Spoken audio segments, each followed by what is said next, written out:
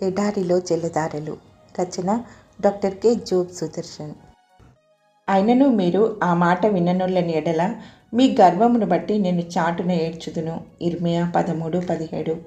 ప్రవక్తకే కాదు, దేవుడు సైతం పరితపిస్తున్నాడు. తన ప్రజలు గర్వాంధకారంతో తనను విసర్జించి తమ నాశనానికి పరుగులు పెడుతుంటే పరిపరి విధాల వారితో వాదిస్తున్నాడు, విలపిస్తున్నాడు, బ్రతిమాలుతున్నాడు, వాద్యమాడుతున్నాడు, వ్యంగ్యంగా వాదులాడుతున్నాడు. వారి వంకరతనానికి ఆశ్చర్యపోతున్నాడు. నిన్ను నమ్మేదెలా? మాట ఇస్తావు, నిలబెట్టుకోవు.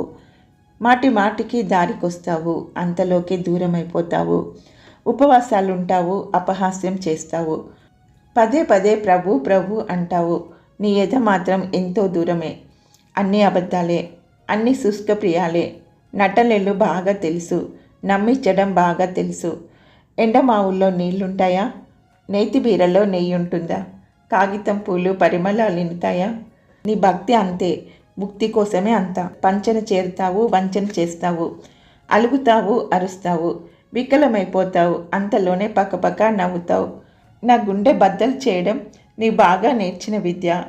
కన్నీటితో ప్రార్థిస్తావు, విన్నపాలు చేస్తావు, అక్కున చేరుతావు, చటుక్కున పారిపోతావు, మిన్నగా ప్రేమిస్తావు.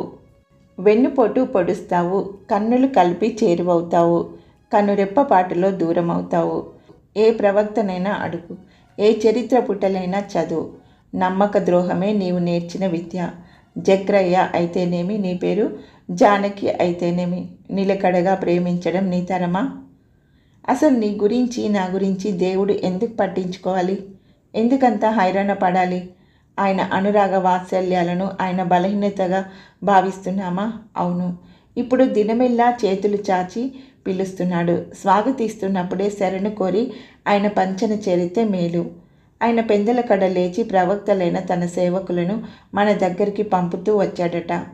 తనకు అసహ్యమైన హేయ కృత్యాలు చేయవద్దని చెబుతూ వచ్చాడట. ఇర్మియా 44:4. రండి, మన వివాదం తీర్చుకుందాము. యెషయా 1:18.